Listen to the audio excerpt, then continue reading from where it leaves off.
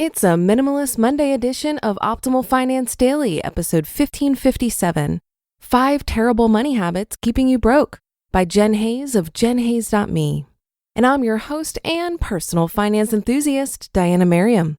This is a show where I narrate posts from thought leaders in personal finance every single day of the year in 10 minutes or less. If you're someone who wants to keep good personal finance practices top of mind, but you don't have the time to read all the various blogs out there, then this show is for you. And if you like this idea of reading blogs to you for free, it'd be great if you could share this podcast with someone today. You can email or text someone a link to oldpodcast.com. Or even better, if you're able to subscribe them to the podcast right on their smartphone. That would be greatly appreciated. But for now, let's get right to today's post as we optimize your life. 5 Terrible Money Habits Keeping You Broke by Jen Hayes of jenhayes.me. Many of us set New Year's resolutions about saving money this year, but 80% of resolutions are abandoned by February. Like it or not, most of the financial choices we make in life are based on habits rather than thoughtful consideration. Here are some of the most common bad habits that might be keeping you broke. Not setting a budget. Most of the people I know don't have a written budget. They might have a general idea of how much they want to spend in each category, but they don't take the time to write down exact numbers. This might work out all right for super frugal people who never go over budget, but for most people, trying to stick to a vague budget isn't going to cut it. Write down your budget, check in regularly, and make adjustments accordingly if needed. If you find yourself overspending often, try the cash envelope system. With this system, you set aside a certain amount of cash each month in several envelopes. One might be labeled eating out, another could be clothes, and so on. Once you run out of cash in your clothes envelope, for example, you can't buy any more clothes until next month. Using this method of budgeting helps you feel the money being taken from you.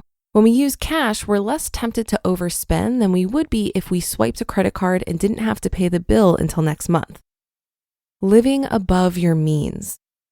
The average American household carries over $137,000 of debt. Why is debt such a massive problem in the US? Because far too many of us live beyond our means. We've bought into the lie that debt is normal and that it's a necessary part of life. The secret to financial success is not to look rich by racking up a bunch of debt. True financial success comes from the exact opposite, saving money by living below your means. Live on less than you make, and someday you'll be able to live like no one else.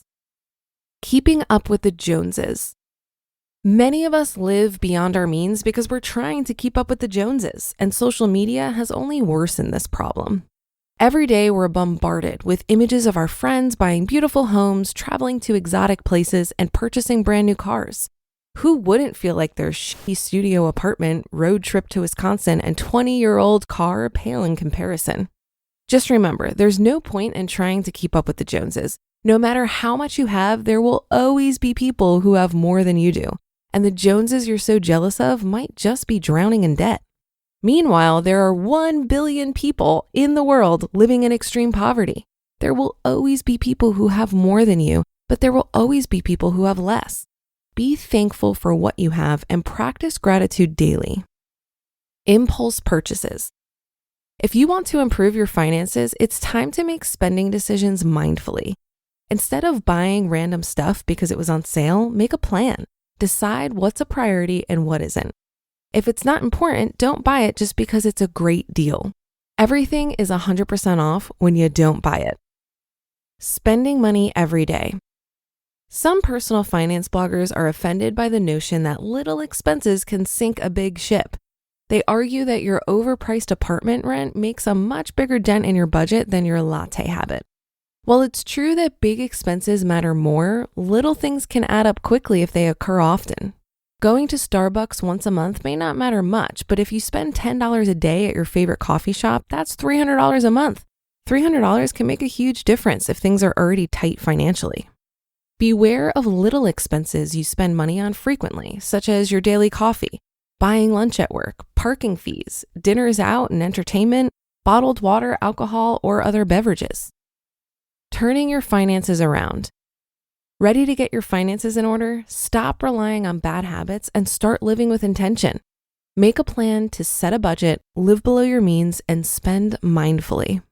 It'll be difficult at first, but you'll thank yourself later.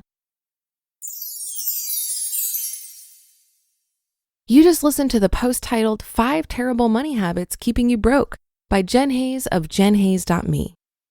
Picture this: 2 professional advisors are sitting with a business owner. They've just successfully sold their client's business for millions of dollars, a lifetime achievement and milestone. They've maximized value and minimized taxes. But the owner sits there seemingly unfulfilled and uncertain. How could this be?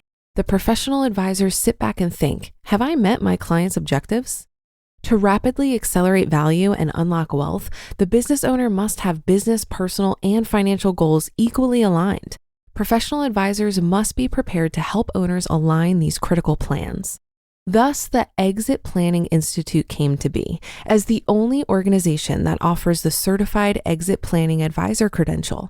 The Exit Planning Institute provides professional advisors with the training, knowledge, tools, and network needed to help business owners build more valuable and transferable companies. The SEPA credentialing program is a 1-week course that's available both in person and online. Listeners receive a special offer when registering. Enter code EXIT at checkout to receive $1,000 off retail price for any remaining 2021 program. Will you be prepared to help when a business owner turns to you as their advisor? Register today at earncepa.com. That's earncepa.com. We are all at the mercy of our habits, and while it's challenging to establish new habits, the good news is that in the future, these new habits will be the default things you fall back on, so it won't always take so much effort. I've come to see in my own life that I needed to think about money for as long as it took to establish the habits. And then things just kind of went on autopilot, so I don't have to think too much about money anymore. This article reminded me of an exchange I had with an Uber driver the other day. He was telling me that his business tanked due to the pandemic, and that's why he was driving for Uber. But he was also stressing about buying a new car, which confused me because the car we were in was really nice. When I told him that I drive a 2010 Mazda 3, he was completely horrified. He said he could never imagine being seen driving such a dumpy car. I could tell how much this desire for a new car stressed him out.